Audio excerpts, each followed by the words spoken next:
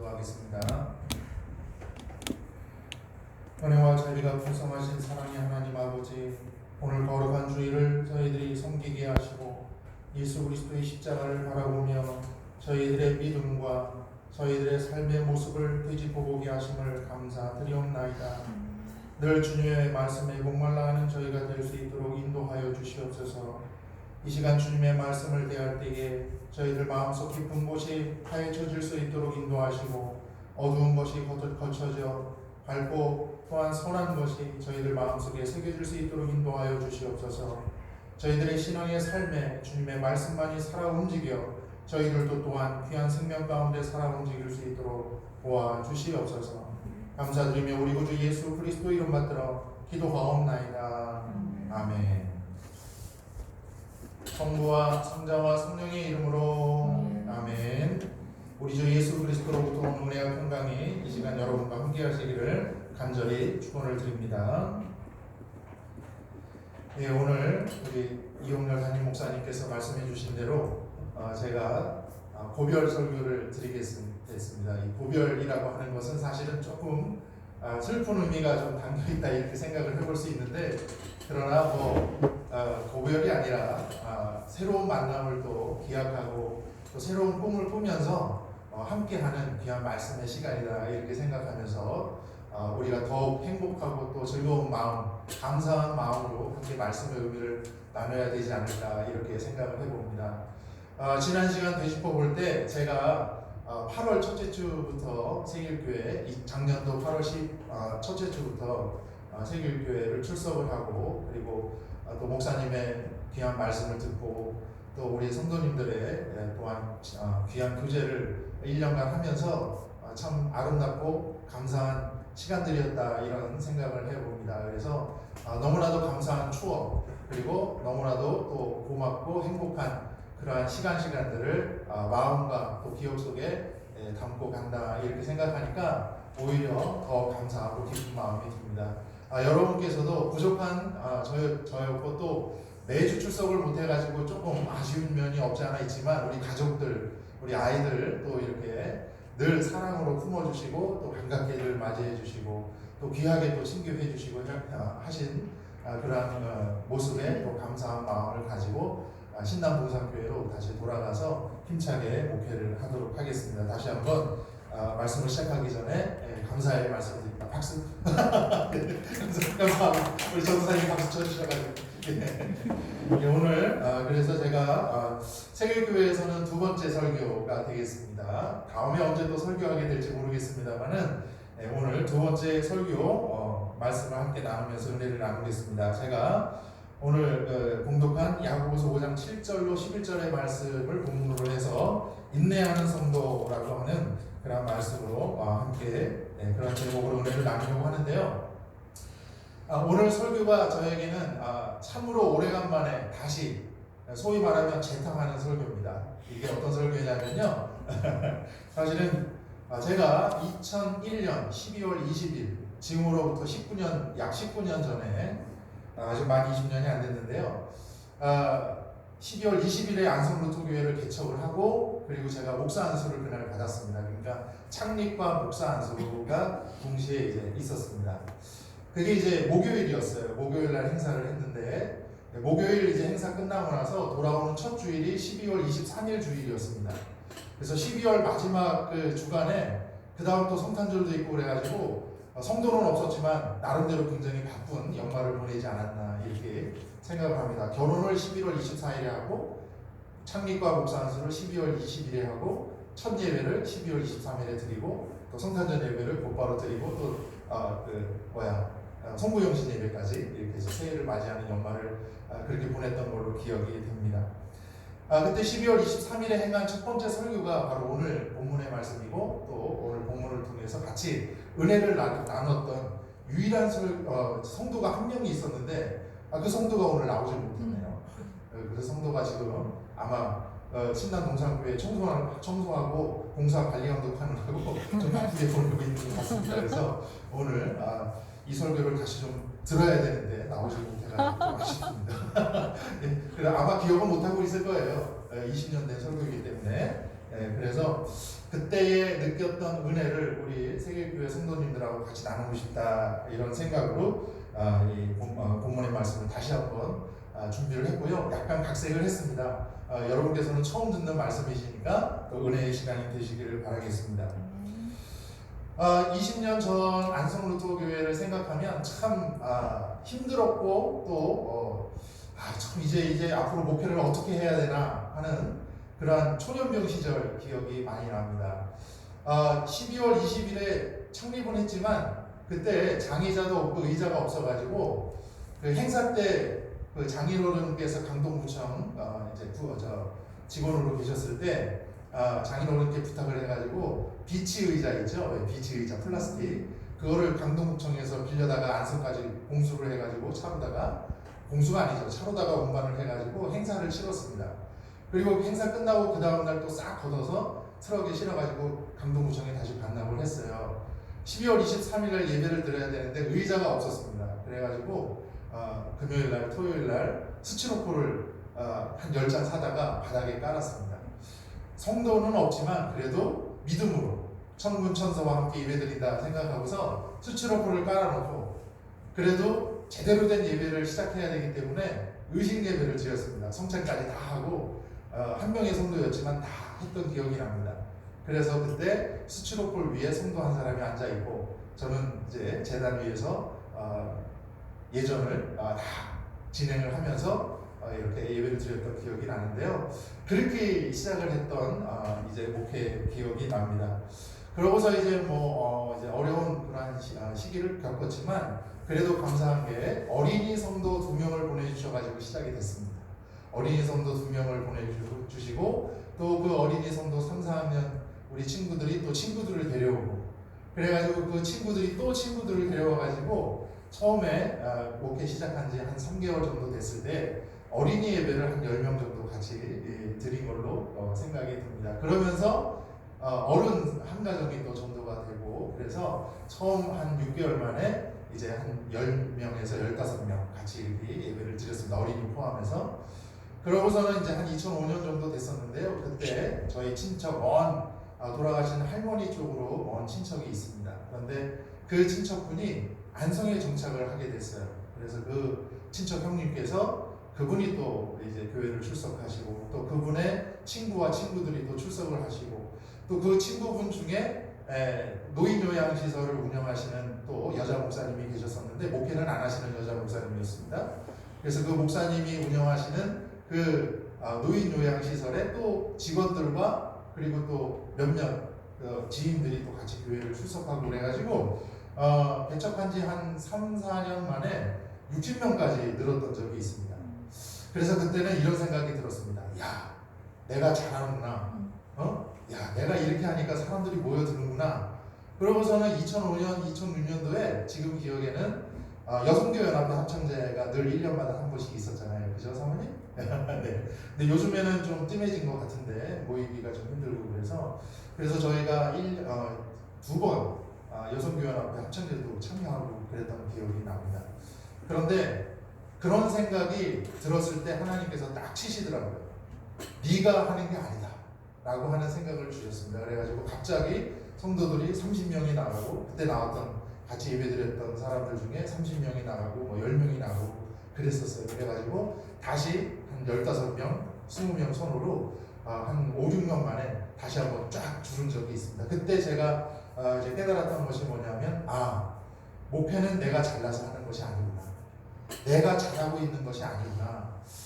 내가 잘하고 있다라고 생각하는 순간에 내가 했구나라고 하는 그 순간에 하나님께서는 이렇게 또 깨달음을 주시고 교회에 한번 이렇게 또 시험을 주시는구나 라는 생각이 들었습니다. 또 그때가 좀 힘들었던 시간이었죠. 그래서 그런저런 시간들을 보내면서 목회를 했던 기억이 또 있었고 그리고 신남 동산교회로 이제 갈 때는 안성교회를 이제 이전하는 계획을 추진을 하고 있었는데 안성 관내에서 잘 진행이 되지 않아가지고 마침 또 어떤 기회가 돼서 이제 인제로 가게 됐었습니다. 그때도 큰 꿈을 안고 갔었지만 어쨌든 2년 8개월 목회하면서 여러 가지로 좀 쉽지 않았던 순간순간이 있었다 이렇게 생각이 듭니다. 그러면서 항상 생각이 들었던 건 뭐냐면 순간순간마다 목회하는 중에 참 여러 순간순간 어려움과 힘듦과 그리고 시련이 있는데 그때마다 또 목회를 이어갈 수 있도록 우리 이용렬 목사님께서 지난주 설교의 말씀을 해주셔서 기억이 나는데요. 어렵고 힘든 순간에 신앙 안에서 참음으로 또 인내로 이겨내는 그 순간이 또한 있었기 때문에 그것도 또한 내가 하는 것이 아니라 바로 하나님께서 지켜주시고 인도해 주셨기 때문에 그 순간순간을 이렇게 이겨내면서 지금까지 목회하며 이어올 수 있지 않았나 이렇게 생각을 합니다. 그러면서 또 은혜를 주셔서 또 용인노인복지센터에서 기관 목사로 있으면서 또 새로운 경험을 또 하시게 하고 그 경험을 통해서 또 새로운 모습, 미래를 바라볼 수 있게 하지 않았나 이렇게 생각을 합니다. 물론 이제 영로국에서 떠나는 그 자체와 떠나게 되는 과정을 생각하면 사실은 좀 마음에 여러 가지 좀 분함도 있고 또 아쉬움도 있고 또 여러 가지 그런 마음이 있지만 그러나 목사님께서 말씀해 주신 것처럼 새로운 기회로 삼고 새로운 미래를 보면서 이렇게 해나갈 수 있지 않나 이렇게 생각하면서 용기를 얻어봅니다. 그래서 여러분과 함께 오늘 이 말씀을 나누고 싶어서 인내라고 하는 주제로 함께 은혜를 나누려고 합니다. 서론이 너무 길었죠?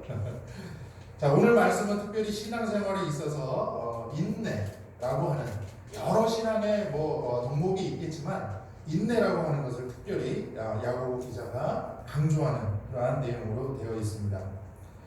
오늘 이 말씀을 통해서 야고보서 기자는 성도가 교회 안에서 인내라고 하는 것을 본으로 삼고 그리고 그 모습을 보여주고 그것이 신앙으로 이어지는 것이 얼마나 귀하고 또 값진 일인가라고 하는 것을 우리에게 말씀해주고 있고 우리의 일상적인 삶과 신앙생활 안에서 이것이 반드시 있어야 되는 이유는 바로 예수 그리스도께서 다시 오시는 그날에 우리가 인내의 모습을 갖고 있어야만 축복을 받을 수 있고 그리고 주님 안에서 선택을 받을 수 있다라고 하는 이유 때문에 매우 중요하게 말씀해주고 있는 것입니다.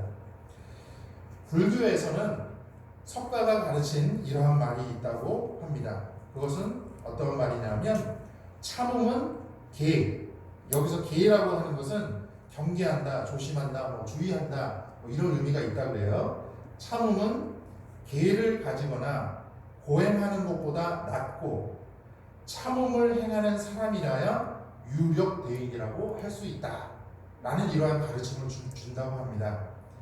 참음을 통해서 즉 다시 말씀드려서 인내를 행하는 사람이 되어야만 유력대인, 힘이 있는 큰 사람이 될 수 있다.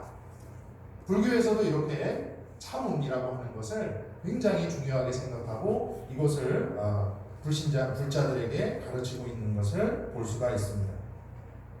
우리 속담에도 이러한 말이 있죠. 3번을 참으면 뭐를 면한다 그럽니다. 살인. 네. 3번을 참으면 살인을 면한다. 3번을 참으면 그만큼 이 사람과 사람과의 관계에 있어서도 아무리 힘들고 어려운 일이 있다 할지라도 나와 상대방 간에 참으로 여러 가지 어려운 관계가 있다 할지라도 참고 또 참으면 그 사람을 오히려 사랑하게 되고 이해하게 되고 품게 된다라고 하는 것입니다. 참지 못하면 어떻게 된다는 거예요? 살인을 하게 될 수도 있다라고. 물론 다 살인하는 건 아니겠죠. 다 살인하게 되면 아마 이 세상에 살아남을 수 있는 사람이 아무도 없을 겁니다. 이거 3번 참는다는 게 그만큼 힘들다라고 하는 말씀을 역으로 해주는 거기 때문에 아마 참지 못하면 이 세상에 살아남아 있는 사람은 아무도 없을 것이다 이렇게 생각할 수가 있습니다. 그만큼 우리가 살아가는 데 있어서도 굉장히 중요한 것이 바로 인내, 참음이다라고 하는 것을 가르쳐주고 있습니다. 이처럼 교훈을 주는 여러 다른 말들을 통해서도 우리가 볼 때 인내라고 하는 이 신앙의 덕목은 우리의 삶에 있어서 특별히 우리 성도들의 삶에 있어서 중요한 것이라 이렇게 다시 한번 생각해 볼 수가 있는 것입니다. 그러므로 하나님의 말씀을 통해서 교훈되어지는 우리가 가져야 할 성도의 인내는 매우 중요하고 소중하다라고 생각할 수 있고 이것을 반드시 우리가 실천해야 함을 다시 한번 마음속에 새겨야 할 줄로 믿습니다. 우리의 삶 가운데는 평탄한 삶의 시간들보다는 온갖 어려움과 시련을 겪어야만 하는 가시밭길 같은 시간이 더 많이 놓여 있을 수도 있습니다. 아니 분명히 그럴 것입니다. 특히 예수 그리스도를 믿고 따르는 우리 모든 기독교인들에게 있어서 더 많은 시험과 더 많은 어려움과 더 많은 고통이 있을 수밖에 없다라고 하는 것을 우리가 바라볼 수가 있습니다. 세상에 살아가는 사람들보다 세상을 함께 짊어지고 살아야 하는 우리 성도가 더 큰 어려움과 시련을 겪으며 살아가야 하는 것, 그것이 현실이다라고 하는 것을 생각해 볼 수가 있는 것입니다. 그러므로 순간순간 때때로 너무나도 많이 찾아오는 시험과 갈등과 고통과 그리고 이러한 어려움 가운데에서 더욱 인내하고 참아내야 하는 우리의 삶이 매우 중요한 것임을 다시 한번 깨달을 수가 있습니다. 그것을 우리는 또한 영적 시련이라고 표현을 합니다. 영적 시련과 고난의 길을 지혜롭게 이기며 우리의 신앙의 삶을 걸어가기 위해서는 바로 말씀 안에서 인내의 방법을 찾아야 하는 것입니다. 우리 스스로 우리 마음속에서 우리의 머릿속에서 생각해내는 방법들도 있겠지만 그것은 매우 유약한 것입니다. 매우 유약해서 우리가 또 그것을 통해서 좌절해 버릴 수도 있는 것입니다. 우리가 끝까지 승리할 수 있는 인내의 방법은 우리의 기억으로, 우리의 방법으로, 우리의 생각으로 지어내는 것이 아니라 바로 말씀 안에서 가르치고 있는 인내의 방법을 따라 행하고 실천할 때에 우리는 능히 모든 것을 이겨낼 수 있다라고 하는 것을 반드시 염두에 두어야 합니다. 그러므로 말씀을 통해서 주어지는 인내의 본, 그리고 그것을 또한 우리가 실천하는 모델이 되어야 한다라고 하는 것을 다시 한번 새기면서 오늘 말씀을 두 가지로 나누어서 은혜를 나누려고 합니다. 야고보 기자는 우선 이렇게 이야기를 합니다. 농부의 인내를 본받아라 라고 하는 말을 주고 있습니다. 농부의 인내가 무엇이길래 이렇게 귀하다라고 이야기하는 것일까요? 농부의 인내를 이야기하기 전에 제가 시를 하나 낭독을 해드리겠습니다. 아마 한 번 이상은 들어보셨을 것 같습니다. 왜냐하면 학교 다닐 때 반드시 가르치는 시였기 때문에 그렇습니다. 그리고 시험에도 나옵니다. 이 뜻이 무엇이냐, 이게 무슨 말이냐, 지은이가 누구냐, 몇 년도에 나왔냐, 어디에 실렸냐, 뭐 이런 식으로 시험 문제에 반드시 나왔던 것 같습니다. 이런 시입니다. 한 송이의 국화꽃을 피우기 위해. 딱 벌써 알아들으시죠? 들어보셨죠? 예. 전문을 다 외우시지 못하지만 첫 구절은 아마 다들 외우시고 계실 겁니다. 한 송이의 국화꽃을 피우기 위해 봄부터 소쩍새는 그렇게 울었나 보다. 한 송이의 국화꽃을 피우기 위해 천둥은 먹구름 속에서 또 그렇게 울었나 보다. 그리고 아쉬움에 가슴 조이던 먼 젊음의 뒤안길에서 인제는 돌아와 거울 앞에 선 내 누님같이 생긴 꽃이여, 노란 네 꽃잎이 피려고 간밤에 무소리가 저리 내리고 내게는 잠도 오지 않았나 보다. 네, 이 시를 읽으면서 이 안에 인재라는 말이 있습니다. 그래서 제가 인재로 돌아가게 됐는데 예, 아주 마음에 와닿는 글귀인 것 같습니다. 지은이가 누군지 혹시 기억하세요? 시인. 아주 유명한 시인입니다. 시험에 반드시 나오는 시인이었습니다. 김소월 아니에요? 예, 여러분 이름이 나오는데 예, 제가 정답을 가르쳐 드리겠습니다. 서정주 시인. 서정주 맞추셨어요? 네. 서정주 시인이 쓴 시입니다. 이 시는 언제쯤 발표가 됐냐면 일제 식민지하에서 막 벗어나서 광복을 맞이한 다음해 2년 뒤인 1947년 11월 9일자 경향신문에 실린 시라고 합니다. 한국고사에 나옵니다. 네, 반드시 알아두시기 바랍니다. 우리 성도님들께서 한국고사 치를 일은 없지만 기억해 두시는 것도 좋을 것 같습니다. 이때 이 시가 이제 발표가 되었는데 사실은 이때에 이 시가 발표된 것은 시기적으로는 조금 문제였지만 사실은 이제 배경은 일제치하의 고통과 어려움을 이겨낸 그러한 삶의 모습을 이 시가 노래해주고 있습니다. 서정주 시인은 조국의 독립을 바라면서 그 독립을 준비하기까지 감당한 고초와 시련에 대해서 얼마나 이른 때부터 준비하기 시작해서 그것을 인내로 이루어내었는가 하는 것을 바로 이 시를 통해서 국민들에게 알려주었다라고 하는 것입니다. 그래서 그 당시에 아마 이 시를 대했던 많은 국민들은 마음에 굉장히 와 닿았을 것이다 이렇게 생각을 해볼 수가 있을 것 같습니다. 국화꽃이 의미하는 것은 바로 독립입니다. 독립을 이루기 위해, 국화꽃을 이루기 위해 인내로 준비했던 순간들, 여러 표현들이 나오는데 그 중에서 소쩍새의 울음이라든가 뭐 이런 표현을 통해서 인내로 준비했던 그러한 모습들을 서정주 시인이 이 말씀의 시를 통해서 표현을 했고, 그리고 마침내 귀한 열매를 이루기 위해서 그 인내가 얼마나 귀하게 맺혀졌는가, 그 인내를 통한 귀한 열매가 이제 우리에게 주어졌는가라고 하는 것을 노래한 매우 귀중한 시의 한 구절이었습니다. 이 시의 교훈과 마찬가지입니다. 농부의 인내는 바로 이 시의 인내와 같다라고 하는 것을 우리가 함께 생각해 볼 수가 있는 것입니다. 농부가 무엇하는 사람입니까? 바로 농사를 짓는 사람을 우리가 농부라고 하죠. 물론 뭐 어부도 있을 수 있고요, 살림을 하는 살림업자도 있을 수 있습니다. 그러나 공통적으로 바로 이 모든 것을 하는 사람을 우리가 농부라고 표현을 할 때에 바로 씨를 뿌리고 거두는 과정까지 얼마나 많은 어려움과 시련 가운데에서 이겨내며 열매를 거두기 위해 노력하는가, 그리고 그 주어진 열매에 얼마나 감사하는가라고 하는 것을 바로 야고보 기자는 말씀해 주고 있는 것입니다. 그래서 농부의 인내를 배워야 한다라고 하는 것입니다. 풍성한 수확을 거두기 위해 이른 봄부터 씨를 뿌립니다. 밭을 갈고 그리고 준비를 해서 씨를 뿌리고 나면 그냥 노는 것이 아닙니다. 가을에 추수가 되어질 수 있을 때까지 그냥 놔둬도 어느 정도 추수는 얻을 수 있겠죠. 어느 정도 결과물은 얻어낼 수가 있을 겁니다. 그러나 값지고 튼실하고 많은 양의 수확을 거두기 위해서는 내내 쉬지 않고 일을 해야 되는 것입니다. 지금이야 뭐 농사를 지을 때 농기계가 거의 다 하죠. 물론 농기계를 움직이는 것도 사람이긴 하지만 과거보다는 소 한 마리 가지고 이 직접 쟁기질하면서 밭을 곡괭이로 갈고 이러면서 사람의 힘이 들어갔던 옛날보다 물론 수월해지긴 했지만, 그러나 여전히 사람이 하지 않으면 결과물을 얻어낼 수 없다라고 하는 것입니다.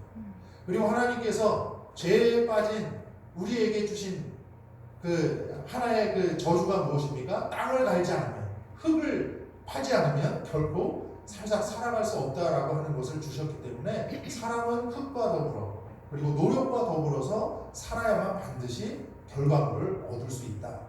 그것이 바로 농부의 인내와 같은 것이다 라고 하는 것을 말씀해 주고 있는 것입니다. 땀이 없으면 결과물이 결코 없다라고 하는 것입니다. 그럼 우리에게 있어서 농부의 마음은 무엇이겠습니까? 바로 우리에게 주어진 일이라고 하는 것입니다. 각자에게 주어진 일의 모습은 다 틀립니다. 이 자리에서 농사를 짓지 않으시는 분들이 아마 거의 다일 것입니다. 그러면 농부가 아니기 때문에 결과물을 얻을 수 없습니까? 아닙니다. 바로 일을 통해서 나에게 주어진 책임과 나에게 주어진 소명을 통해서 값진 열매를 얻어내기 위해 농부와 같은 인내를 통해서 결과를 얻어낼 수 있다라고 하는 것입니다. 우리의 일터에 씨를 뿌리고 그것을 가꾸고 거두기 위해 노력하고 또한 자신의 역량을 발휘해서 더 좋은 열매와 결과물을 얻어낼 수 있도록 하는 일, 바로 그것이 우리에게 필요한 일이다라고 하는 것을 말씀해주고 있는 것입니다. 그러면 때가 되어지면 반드시 귀한 열매로 하나님께서 축복해 주실 것이다 라고 하는 말씀을 주십니다. 갈라디아서 6장 9절 말씀에 때가 되면 반드시 거둘 것이다 라고 말씀해 주십니다. 마가복음 4장 28절에서는 처음에는 싹이요, 다음에는 이삭이요, 그 다음에는 곡식이라고 말씀해 주십니다. 다 순서 있게 열매를 거두게 된다. 갑자기 어디서 탁 튀어나오는 것이 아니라 노력과 열심을 통해서, 그 과정을 통해서 바로 귀한 결과물을 얻어지게 된다라고 하는 것입니다. 이것이 바로 평범한 진리이면서도 가장 중요한 하나님의 가르침입니다. 야고보서를 통해 가르치는 귀한 가르침임을 우리가 배울 수가 있는 것입니다. 오늘은 그것이 바로 인내라고 하는 것입니다. 우리 성도의 인내도 이와 같은 농부의 인내를 본으로 삼아야 함을 가르치고 있습니다. 우리 성도들은 모두 영적인 농부들입니다. 우리의 마음은 바치고 하나님의 말씀이 바로 그 씨앗입니다.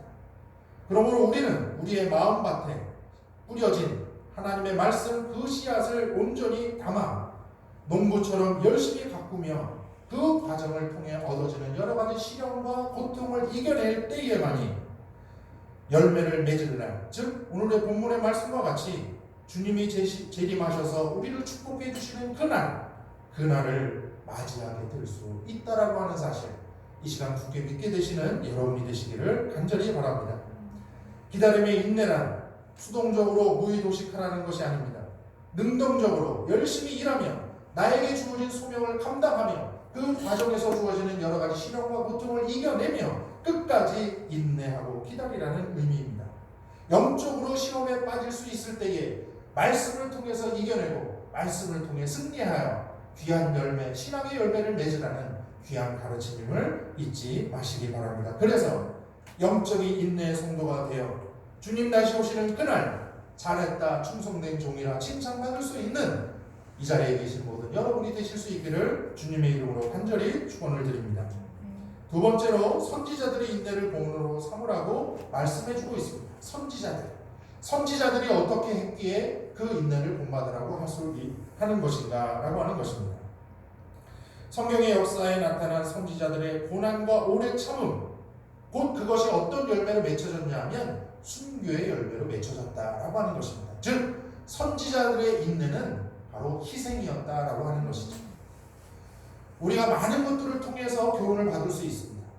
그러나 우리 신앙인들에게 있어서 가장 중요한 것은 바로 우리 앞서 살았던 그 믿음의 길을 지켜왔던 선지자들, 여기서는 선지자라고 표현을 했지만 우리 신앙의 모든 선조들을 다 포함하는 것이라 생각합니다. 사도들이 될 수 있고요, 또 집사님들 될 수 있고요, 또 장로님들이 될 수 있습니다. 그리고 주님의 제자들, 그리고 그 제자들이 길러낸 또 다른 제자들, 믿음의 길을 지켜왔던 우리 교회 안에 역사 가운데 있었던 모든 성도들, 그들의 믿음의 본을 우리가 배워야 한다라고 하는 것입니다. 그들이 어떻게 희생을 했고 그들이 어떻게 순교를 당했는지 우리가 한번 기억하고 본을 삼아야 한다라고 하는 것입니다. 선지자들의 희생은 그냥 희생이 아닙니다. 믿음을 지켜낸 희생입니다. 믿음을 지켜낸 희생은 세상이 주는 고난과 세상이 주는 어려움을 능히 극복해낸 희생이었습니다. 세상이 주는 어려움과 고통은 무엇입니까? 바로 순교였습니다. 우리 신앙 안에서도 순교의 모습을 찾아볼 수 있습니다. 우리 한국교회사 안에서도 순교의 모습을 찾아볼 수 있습니다. 제가 절두산 성지에 한 3번 정도 갔던 것으로 기억이 되는데요. 여러분 안 다녀오셨으면 한번 다녀오시기 바랍니다. 우리 개신교 성지도 있고요, 또 카톨릭 성지도 있습니다. 절두산 쪽에. 물론 이제 절두산 그 본 성지에는 카톨릭 성지가 있어요. 순교 성지가. 그 순교 성지 바로 인근에 또 개신교회 순교자들의 무덤이 있는, 우리 선교사들의 무덤이 있는 그러한 그 성지가 또 있습니다. 그래서 한번 둘러보시면 좋을 것 같습니다. 그래서 이렇게 둘러보면은 정말 감사한 생각이 듭니다. 그리고 나도 이렇게 살아야 되겠다라는 그러한 생각을 적어도 한 번은 하게 됩니다. 이분들이 살아온 삶의 모습이 다 사실은 교회사 안에 기록이 되어 있습니다. 그분들의 희생이 없었다면 한국교회는 지금 이렇게 멋들어지게 정말 자신있게 서 있을 수 없었겠죠.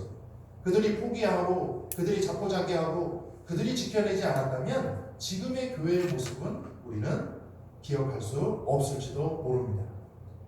어떠한 고난과 어떠한 이유에서도 그것을 감사함으로 받고 이겨냈던 그 인내들, 그리고 그 인내를 통한 희생들, 그것들이 바로 교회의 귀한 열매들이 되었다, 우리에게 전수되어진 신앙의 교훈이 되었다라고 하는 것을 반드시 기억해야 할 것입니다. 이 대목에서 저는 우리가 이제 루터 교회니까 우리 마르틴 루터의 모습을 기억해보지 않을 수 없겠다, 이렇게 생각을 해봅니다. 루터가 이제 1521년에 이제 10월 31일 날 비텐베르크 성교회에 방망이질을 하고 문서를 붙이고 95개 존엄제를 붙이고 이제 종교개혁이 이제 시작이 되었는데, 아마 모든 순간순간이 다 어려움의 순간이었을 거라고 생각이 됩니다. 아마 그 당시에 저도 같이 살았다 그러면 아마 도망갔을지도 모릅니다. 아우 이렇게 어려운 일을 왜 하냐, 그냥 편하게 살지 아마 그랬을지도 모르는데 어쨌든 그분의 인내가 있었기 때문에 우리의 교회, 개신교회의 역사가 또한 있었다, 이렇게 생각해 볼 수 있지 않겠습니까? 그 중에서 저는 이렇게 또 한 가지 생각해 봅니다. 제가 루터 사이트라고 해서 이제 루터의 길이죠. 쉽게 말하면 루터의 그 역사가 발자취가 담긴 곳을 이렇게 순례하면서 이제 종교개혁 탐방을 하는 곳이 바로 루터 사이트인데, 제가 루터 사이트는 정식으로 한 번을 다녀왔고요. 그리고 한 번은 이제 종교개혁 500주년 행사를 하면서 우리 춘천에서 목회하시는 원정호 목사님과 같이 2번을 다녀온 적이 있습니다. 그래서 여러 군데를 다 2번씩 방문을 했는데, 그 중에서 바르트부르크 성이 있죠. 바르트부르크 성. 그 성에서 루터가 이제 있으면서 사실은 거기 조금 이제 납치당해가지고 종교개혁 중에 이 루터가 이제 잘못하면 목숨을 잃을 수도 있으니까 그 바르트부르크 성주가 이제 밤에 납치를 해가지고 바르트부르크 성에 보호를 시킨 거예요.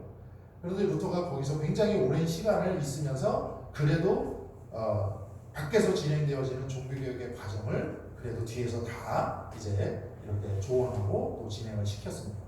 그 바르트부르크 성에서 신약 성경만 번역을 했을까요? 저는 그렇지 않다고 봅니다. 제가 바르트부르크 성을 이렇게 계단을 오르고 또 이렇게 밖에를 이렇게 둘러보고, 특히 이제 루터가 신약 성경을 번역했던 그 방도 이렇게 들여다보고 그 안을 처음에 갔을 때는 그 방까지 들어갔는데 2번째 갈 때는 바리케이트가 쳐져 있더라고요. 보호 차원에서.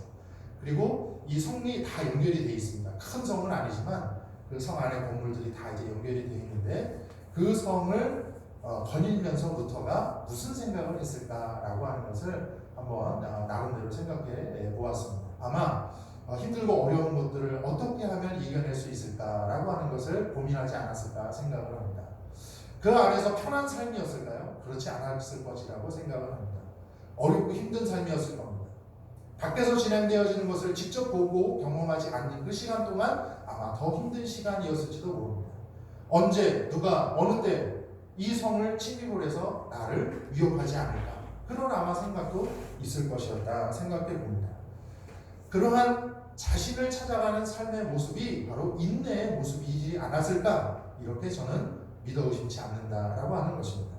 그렇기 때문에 결국은 종교개혁에서 승리를 할 수 있었고, 그 인내와 그 참음을 통해서 우리에게 신앙의 유산을 전수해 줄 수 있었다, 이렇게 생각해 보는 것입니다.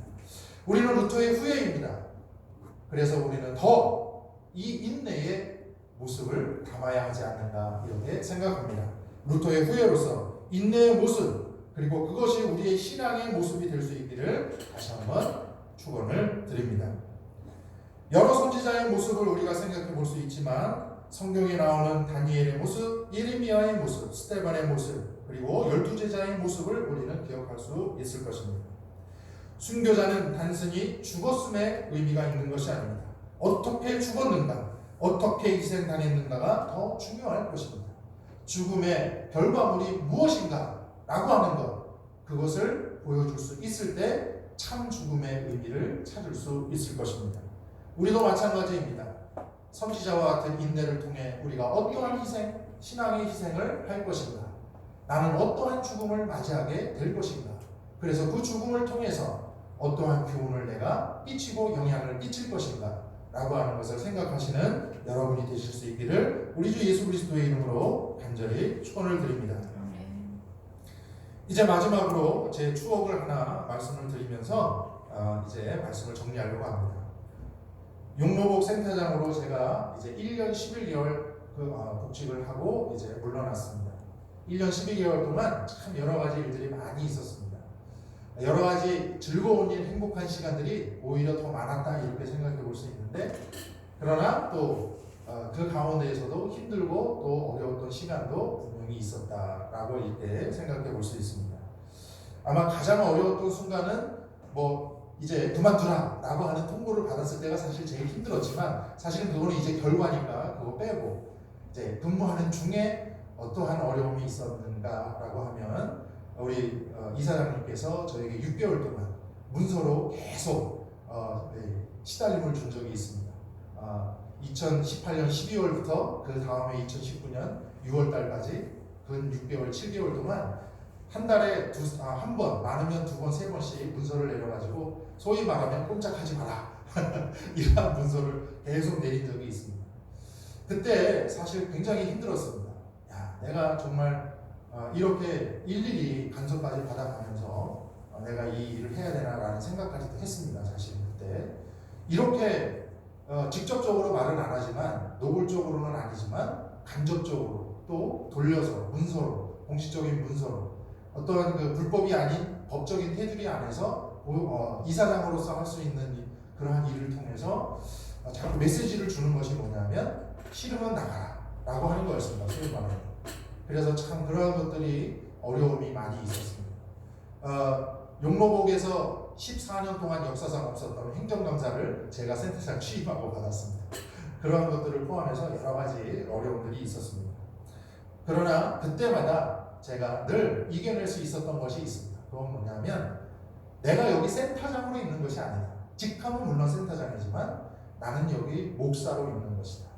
그리고 나는 여기 우리 성도와 함께 있는 것이다 라고 저는 생각을 했습니다. 우리 선생님들이 전도사님이라고 생각했습니다. 전도사님 중목님들이라고 생각했습니다. 그리고 우리 어르신들이 나의 성도님들이라고 생각을 했습니다. 그랬더니 그것을 다 덮어지게 되더라고요.